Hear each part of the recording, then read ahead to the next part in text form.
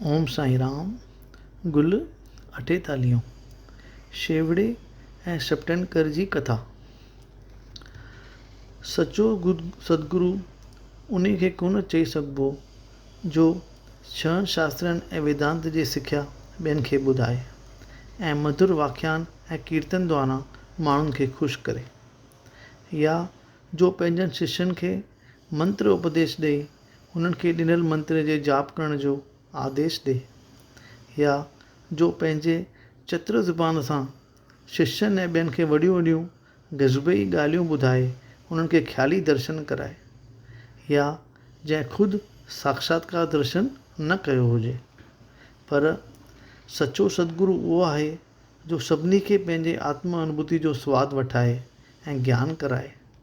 सचो सदगुरु सपने में बि पंहिंजनि शिष्यनि ऐं चेलनि खां पंहिंजी शेवा वर कराइण जी ख़्वाहिश नथो रखे, उल्टो प्रेमियुनि जी सेवा करण लाइ हरदम तयारु रहे थो।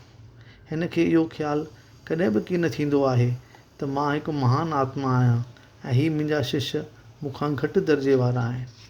सभ खां मुख्य ख़ासियत सदगुरु में इहा थींदी आहे जो सदाईं परम शांति वारी हालति में रहंदो आहे ऐं सभिनी खे पंहिंजो स्वरूप सम्झी साणु अहिड़ो ई वर्ताव कंदो आहे। सचे सदगुरुअ लाइ राजा तोड़े रंग, ऊच या नीच, कुल वारा सभु हिकु समान थींदा आहिनि। सदगुरु साईं बाबा में सचे सदगुरु वारा सभु लक्षण मौजूदु हुआ।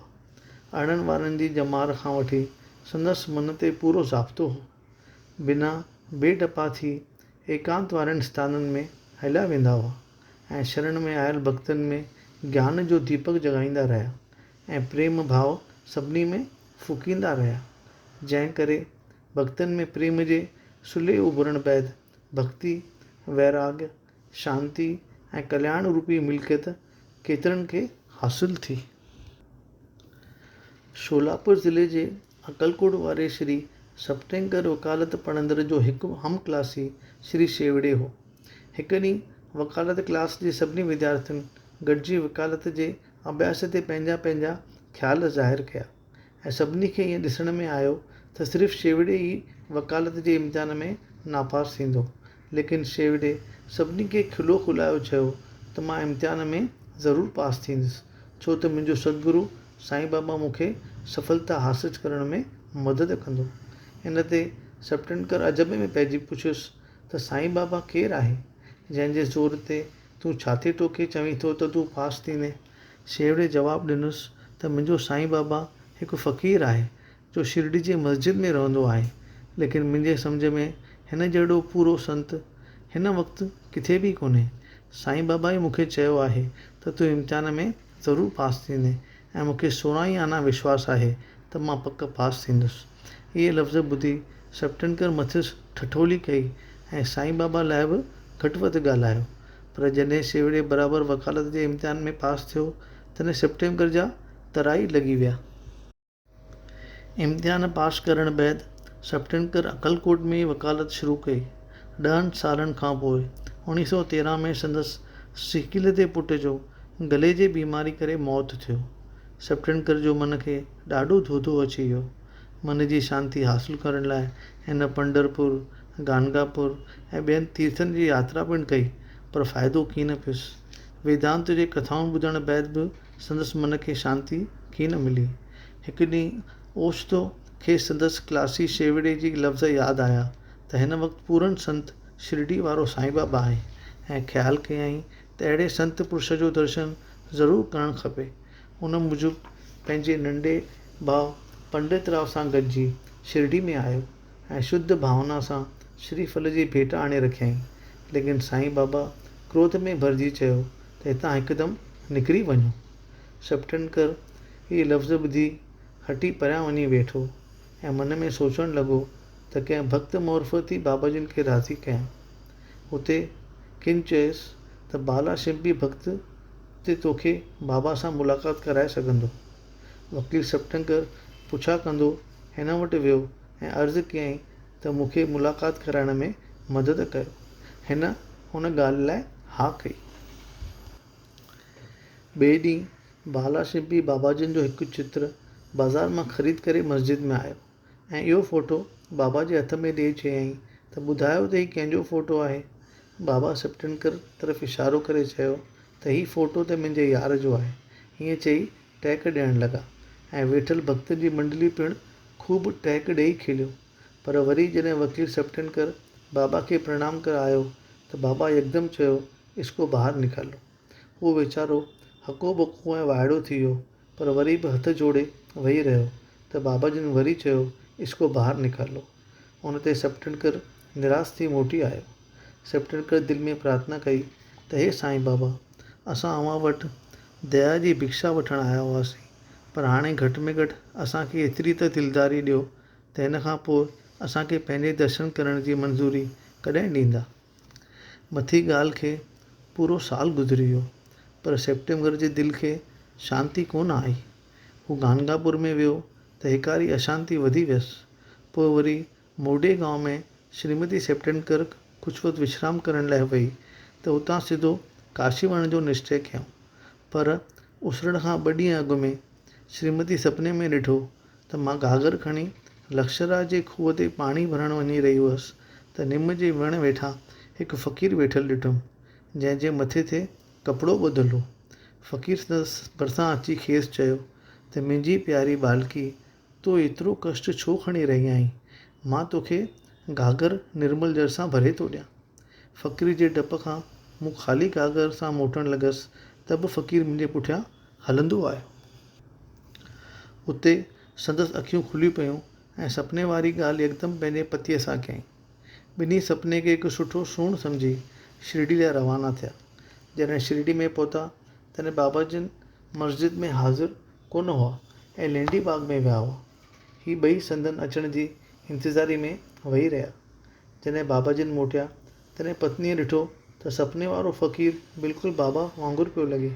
ॿिन्ही उथी इज़त सां प्रणाम कयो ऐं पोइ माठ करे बाबा जे चरणनि में वेही रहिया।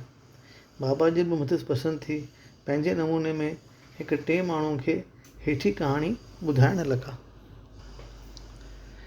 मुंहिंजनि हथनि, पेट, बदन ऐं चेल्हि में केतिरनि ॾींहंनि खां दर्द ऐं सूरु आहे, जो केतिरनि दवाउनि कंदे बि कीन लथो। तंहिं करे मुंहिंजो दवाउनि करण मां ईमान निकिरी वियो आहे। पर अॼु अहिड़ी अजब जी ॻाल्हि थी आहे, जो मां ॾिसां थो त उहो सूरु सफ़ा ग़ाइबु थी वियो अथमि। मथियनि लफ़्ज़नि चवण बैदि श्री ऐं श्रीमती सेप्टेनकर ॿिन्ही ख़ूब मालूम कयो त ॿिन्ही जे मन जी अशांती सफ़ा ग़ाइबु थी वई आहे ऐं ॿई सराह ऐं बिल्कुलु प्रसन्न थिया। उते श्री सेप्टेनकर हिमत ॿधी दर्शन करण लाइ वेझो वधियो त वरी ॿाहिरि निकिल जाओ जो स्वागत मिलियुसि। पर हिन भेरे बिल्कुलु धीरज नम्रता सां अंदर में पाण खे चवणु लॻो त बाबा जिन ज़रूरु मुंहिंजनि अॻियनि कर्मनि करे मूं ते नाराज़ हूंदा। मां कीअं बि करे पाण में सुधारो आणे बाबा जिन खां अॻियल कयल गुनाहनि जी माफ़ी वठंदुसि। इहो इरादो करे बाबा जिन जे चरणनि ते पंहिंजो मथो खणी रखियईं त बाबा जिन वरी राज़ी थी संदसि मथे ते आशीर्वाद जो हथु रखियो। सेप्टेनकर बाबा जिन जा चरण दॿाईंदो रहियो त मथां हिकु डॉक्टरणी आई ऐं बाबा जिन जी चेल्हि खे भेरूं ॾियणु लॻी त बाबा जिन वरी हिकु बनीअ जी कहाणी शुरू कई त कीअं हिन जे हयाती में फेरो आयो ऐं कीअं हिन जो सिकीड़ो पुटु गुज़ारे वियो। इहो ॿुधी सेप्टेनकर दिलि में चवणु लॻो त हीअ कथा त बिना मुंहं सां थी लॻे, यानी त बाबा जिन अंतरामी आहिनि ऐं मुंहिंजे दिलि जो हाल परोड़े रहिया आहिनि। उते वरी बाबा जिन सेप्टेनकर ॾांहुं इशारो करे डॉक्टरणी खे चवणु लॻा त हीउ भलो पुरुष मूं ते इल्ज़ाम हणी रहियो आहे त मूं ई संदसि पुटु मारियो आहे। जेकॾहिं ईअं आहे त हीउ महाशय हिन मस्जिद में अची चीखूं छो करे रहियो आहे। पर हाणे मां हिन महाशय जी पत्नी जे गर्भ में साॻियो पुटु आणणु ॾींदुसि। हीअं चई पंहिंजो साॼो हथु सेप्टेनकर जे मथे ते रखी चयऊं, हाणे ॿियूं चिंताऊं छॾे मूं ते पूरो विश्वासु रखो, तव्हां जूं मन जूं मुरादियूं पूरियूं थींदियूं। सेप्टेनकर इहे आसीस जा लफ़्ज़ ॿुधी अहिड़ो त गदगदु थियो ऐं संदसि अखियुनि मां आंसू एतिरा त निकिता जो बाबा जिन जा चरण ई धोपी विया। पोइ बाबा जिन खे नमस्कार करे रहण जी जाइ ते आयो ऐं बाबा जिन जी पूॼा करण जी सामग्री खणी पत्नी समेत वरी मस्जिद में आयो। हुन खां पोइ हर रोज़ु बाबा जिन जी पूॼा अची कंदो हो ऐं बाबा जिन जो हथु ॾिनल प्रसाद ग्रहण कंदो हो। माण्हुनि जी भीड़ाभाड़ हूंदे पिणु मस्जिद में अची बार बार मथो टेकींदो। मथे टेकण महिल हिकु दफ़े संदसि मथो ॿिए प्रेमी सां टकराईंदो ॾिसी बाबा जिन चयो त प्रेम ऐं श्रद्धा सां हिकु दफ़ो मथो टेकण ई मूंखे पसंदि आहे। उन आसीस मिलण ते राति जो वरी सेप्टेम्बर खे बाबा जिन साक्षात पांडुरंग जी मूर्ति जियां ॾिसण में आया।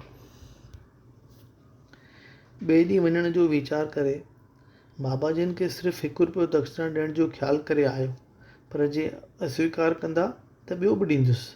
पर जॾहिं ₹1 दक्षिणा भेट रखियईं त अंतरां ई बाबा जिन खांसि ₹1 वधीक घुरियो ऐं आशीर्वाद कई त हीउ श्रीफल जो मेवो पंहिंजे पत्नीअ जे झूले में विझी निश्चिंत जीवन गुज़ार।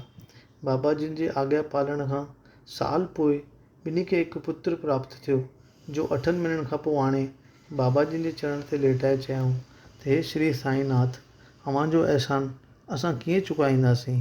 अव्हांजे श्री चरण ते असांजो बार बार नमस्कार आहे। असीं दीननि ते पंहिंजी कृपा कंदा त असांजो मनु अव्हांजे भॼन ॻाइण में मगन ऐं मस्तु रहे। पुट जो नालो मुरलीधर रखियो वियो। उन खां पोइ 2 पुट भास्कर ऐं दिनकर नाले सां पैदा थियनि ऐं ॿिन्ही खे पक थी त संतनि जा वचन कॾहिं बि ख़ाली कीन वेंदा आहिनि। संतनि जा वचन कॾहिं बि ख़ाली कीन वेंदा आहिनि। ओम साईं राम। गुल 48 पूरो थियो।